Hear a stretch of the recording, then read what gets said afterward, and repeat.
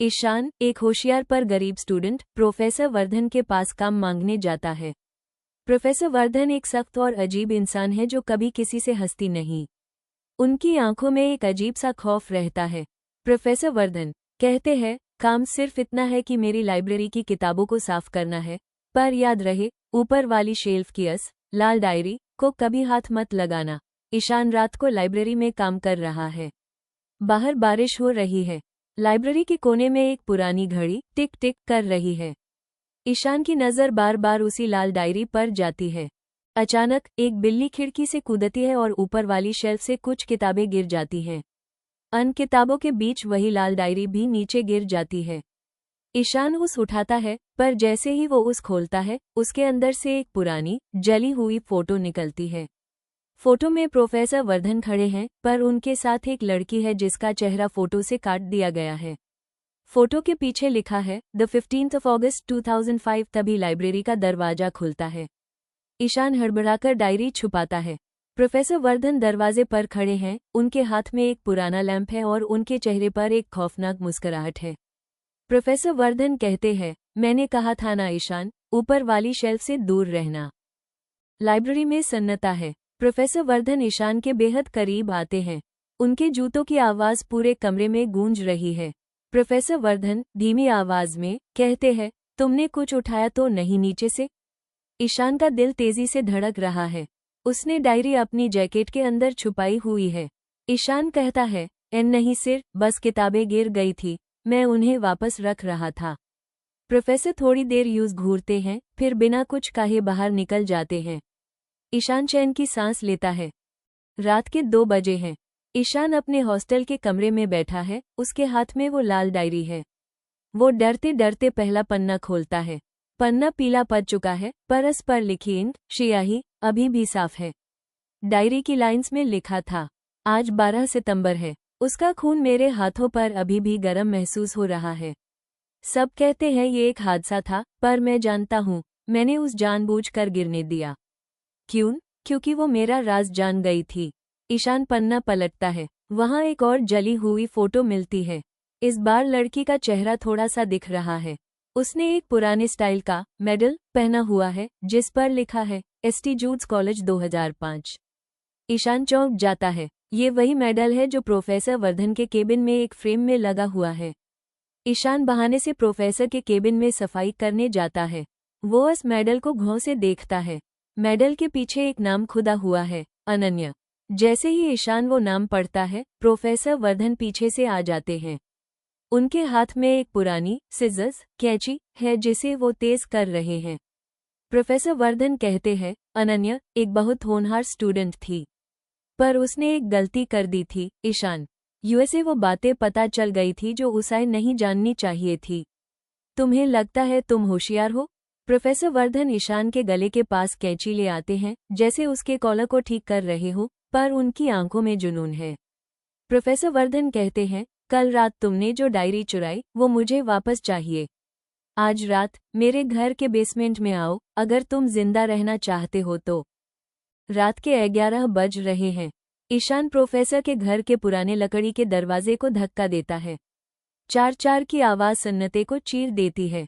वो एक पुरानी टॉर्च लेकर बेसमेंट की सीढ़ियों से नीचे उतारता है।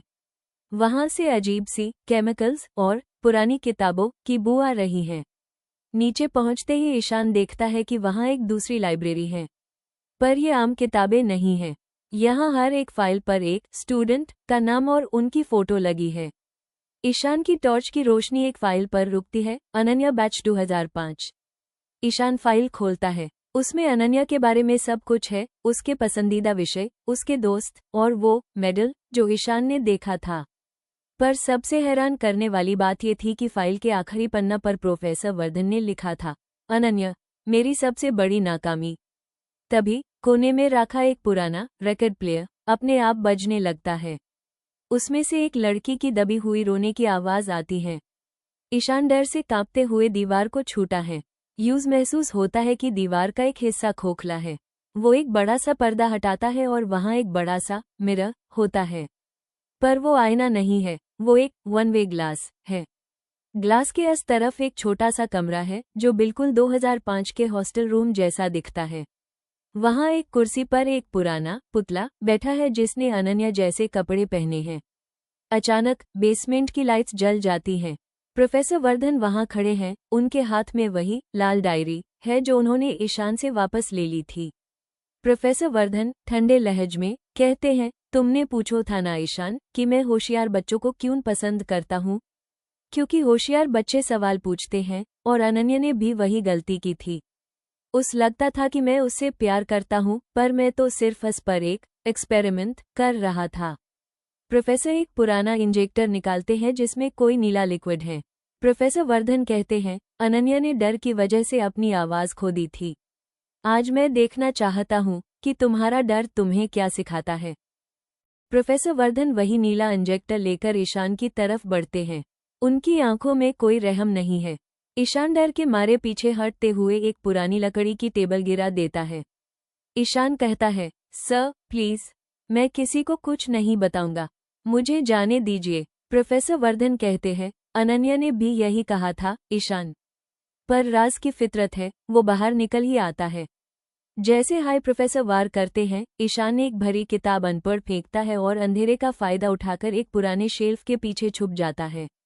प्रोफेसर के जूतों की आवाज थाप थाप करके उस ढूंढ रही है।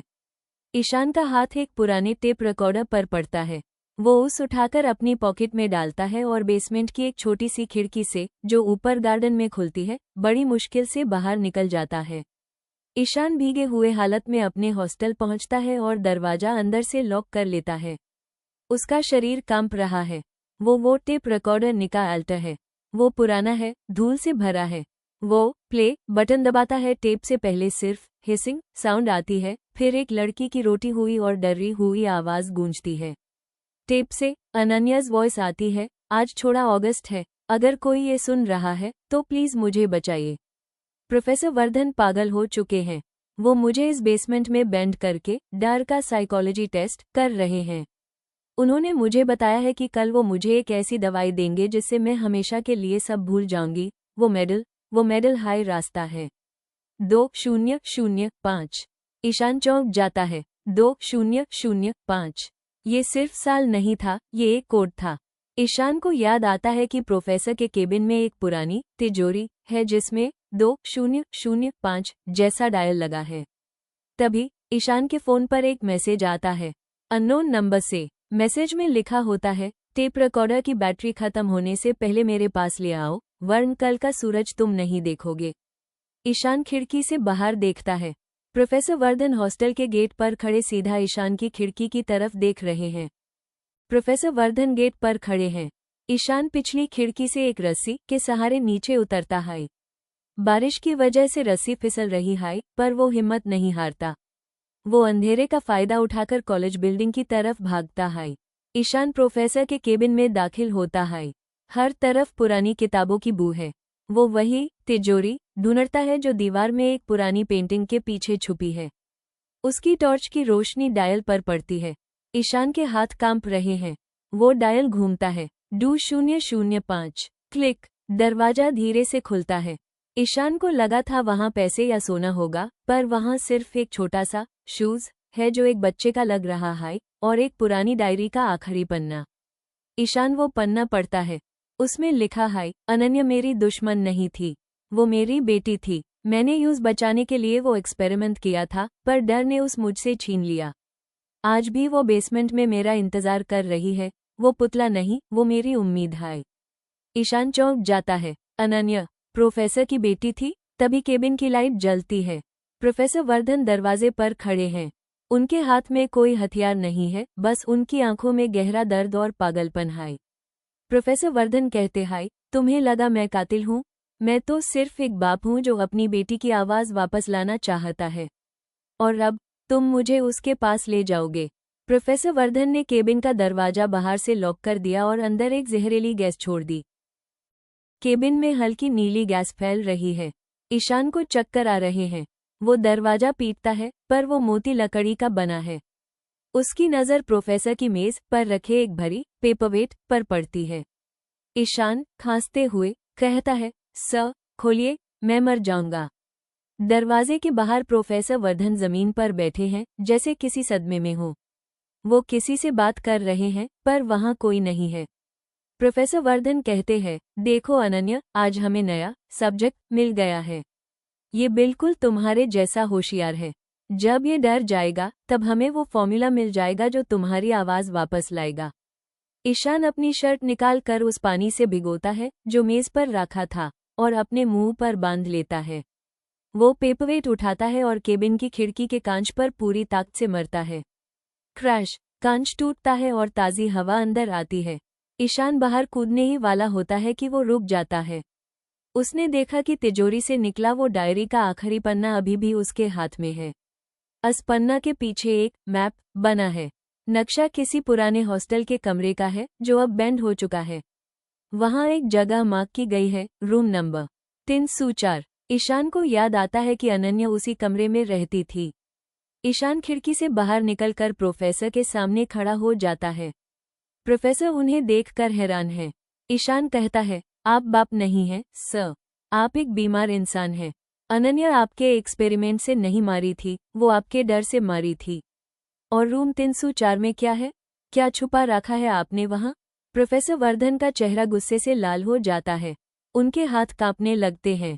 प्रोफेसर वर्धन कहते हैं, वहां वो है जो तुम कभी नहीं समझ पाओगे। अगर तुमने वहां कदम रखा तो तुम वापस नहीं आओगे। प्रोफेसर वर्धन भागकर अपनी कार में बैठते हैं और तेजी से उस पुराने हॉस्टल की तरफ निकल जाते हैं। ईशान उनका पीछा करता है। कॉलेज का पुराना विंग जो अब खंडहर बन चुका है। बारिश हो रही है और बिजली कड़क रही है। ईशान बिल्डिंग के अंदर जाता है। चारों तरफ जले हुए पर्दे और टूटी हुई बेंच हैं। हर तरफ धूल और मकड़ी के जाले हैं।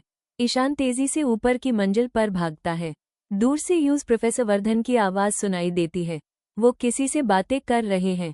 ईशान रूम 304 के पास पहुंचकर दरवाजे की दराज से अंदर देखता है। अंदर का नज़ारा देखकर ईशान की आंखें फटी की फटी रह जाती हैं। कमरा बिल्कुल साफ सुथरा है, जैसे कोई आज भी वहां रहता हो।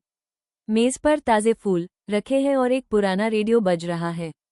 प्रोफेसर वर्धन एक खाली कुर्सी के सामने बैठे हैं और उससे बातें कर रहे हैं।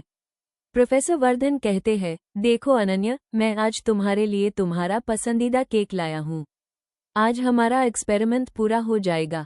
बस ये लड़का ईशान आ जाए, फिर हमारी दुनिया पहले जैसी हो जाएगी। ईशान डर के मारे पीछे हटता है और उसका पैर एक पुराने टिन के डब्बे पर पड़ता है। खटक! प्रोफेसर वर्धन अचानक खामोश हो जाते हैं।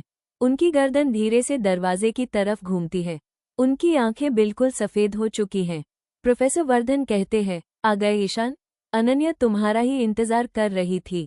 प्रोफेसर दरवाजा जोर से खोलते हैं और ईशान को अंदर खींच लेते हैं। ईशान देखता है कि उस कुर्सी के पीछे एक बड़ा सा डीप फ्रीजर रखा है। प्रोफेसर उस फ्रीजर का ढक्कन खोलते हैं। ईशान अंदर देखता है और उसकी चीख निकल जाती है। ईशान कहता है, नहीं, ये नहीं हो सकता। फ्रीजर के अंदर कोई पुतला नहीं, बल्कि अनन्या की बॉडी है, जो 10 साल से बर्फ में बिल्कुल वैसे ही महफूज रखी गई है जैसी वो मौत के दिन थी। ईशान पीछे हटते हुए दीवार से टकरा जाता है। अनन्या का चेहरा बर्फ की वजह से बिल्कुल नीला पड़ चुका है, पर वो अभी भी बिल्कुल वैसी ही लग रही है जैसी इस जली हुई फोटो में थी। ईशान रोते हुए कहता है, सर, ये जुर्म है। आपने उस दफन क्यों नहीं किया? यूं सुकून क्यों नहीं लेने दिया? प्रोफेसर वर्धन के हाथ में वही नीला इंजेक्टर है, पर इस बार उसके साथ कुछ पुराने वायर्स और एक मशीन भी जुड़ी है जो बेसमेंट से यहाँ लाई गई है। प्रोफेसर वर्धन कहते हैं, दफन? नहीं ईशान, मैंने प्रिजर्व किया है। मैं जानता हूँ कि डर ने उसकी आवाज़ छीनी थी और डर हाई यूज वापस लाएगा।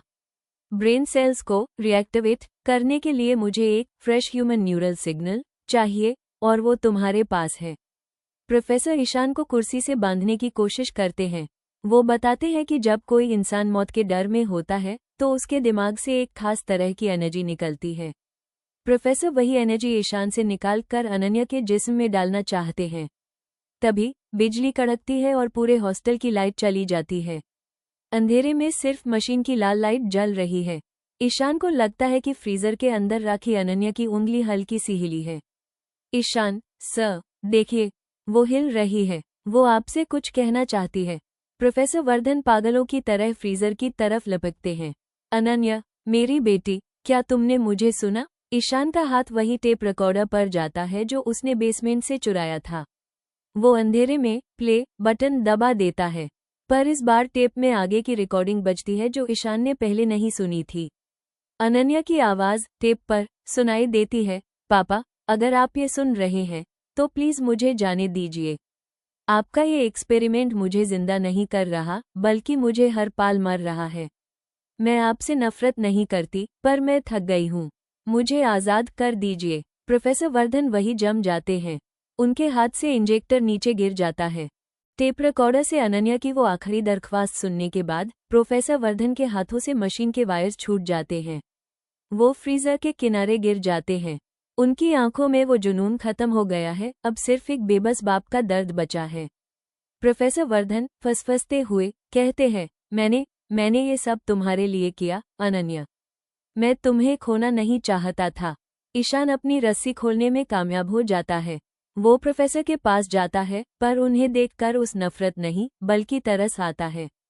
ईशान कहता है, सर, अब भी वक्त है। यूज आज़ाद कर दीजिए। यूज वो सुकून दीजिए जो उस 20 साल पहले मिलना चाहिए था। ये बर्फ, ये दीवारें, ये उसकी काबर नहीं होनी चाहिए।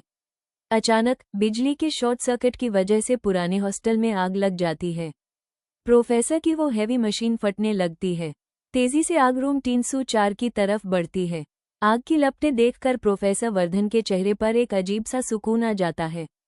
वो फ्रीजर को जोर से धक्का देते हैं ताकि वो खिड़की की तरफ चला जाए और ईशान को बाहर निकलने का इशारा करते हैं। प्रोफेसर वर्धन कहते हैं, जाओ ईशान, भागो यहाँ से। मैंने अपनी बेटी को 20 साल एक जेल में रखा, आज उस रोशनी में जाने दो। ईशान बाहर कूदता है, पर वो देखता है कि प्रोफेसर वर्धन वापस आग के बीच में जाकर इस फ्रीजर के पास बैठ गए हैं। उन्होंने अनन्या का ठंडा हाथ अपने हाथों में लिया है और एक पुरानी लोरी ललाबाई गा रहे हैं। हॉस्टल की छत गिरने लगती है। ईशान चिल्लाता है, पर प्रोफेसर वर्धन पीछे नहीं मुड़ते। सुबह का वक्त है। पुराना हॉस्टल पूरी तरह जलकर राख हो चुका है। पुलिस और रेस्क्यू टीम वहां काम कर रही है। ईशान वहीं दूर खड़ा खंडहर को देख रहा है। उसके हाथ में वो लाल डायरी है जो उसने आग लगने से पहले उठा ली थी। ईशान डायरी के बिल्कुल आखिरी कवर को फाड़ता है। वहां उसे एक छोटी सी मेमोरी चिप मिलती है। वो उस लेकर कॉलेज की लैब में जाता है। माइक्रोफिल्म पर कुछ लीगल डॉक्यूमेंट्स हैं। पता चलता है कि प्रोफेसर वर्धन नहीं, बल्कि कॉलेज का trustee mister Khanna illegal medicines का टेस्ट बच्चों पर कर रहा था। अनन्या ने ये देख लिया था। प्रोफेसर वर्धन ने अनन्या को फ्रीजर में मौत के बाद इसलिए रखा था क्योंकि वो उसका पोस्टमार्टम नहीं होने देना चाहते थे, क्योंकि पोस्टमार्टम होता तो ट्रस्टी को पता चल जाता कि अनन्या के पास सबूत हैं। प्रोफेसर ने 20 साल तक पागलपन का नाटक किया ताकि वो अनन्या की बॉडी और अन्य सबूतों को महफूज रख सके। ईशान वो सारे सबूत पुलिस को दे देता है। मिस्टर खन्ना गिरफ्तार हो जाता है। प्रोफेसर वर्धन का नाम एक कातिल से हटकर एक मजबूर बाप में बदल जाता है, जिसने अपनी बेटी के इंसाफ के लिए अपनी पूरी जिंदगी एक अंधेरे तहखाने में गुजार दी। 1 साल बाद ईशान अब उसी कॉलेज का टॉपर है। वो प्रोफेसर वर्धन की पुरानी लाइब्रेरी में बैठा है, जो अब एक रिसर्च सेंटर बन चुका है। वो खिड़की से बाहर देखता है। बारिश हो रही है। उस लगता है जैसे दूर गार्डन में अनन्या और प्रोफेसर वर्धन एक साथ चल रहे हैं, आज़ाद और खुश। ईशान कहता है, राज कितना ही गहरा क्यों न हो, वक्त की बारिश उस निकाल ही लेती है। प्रोफेसर वर्धन चले गए, पर उनका डर अब एक उम्मीद बन चुका है। दोस्तों, प्रोफेसर वर्धन का राज यहाँ खत्म होता है। कभी कभी जो हमें पागलपन दिखता है, वो दरअसल किसी का सबसे बड़ा त्याग, सैक्रिफाइस होता है। अगर आपको ये स्टोरी पसंद आए तो हमें ज़रूर बताएं।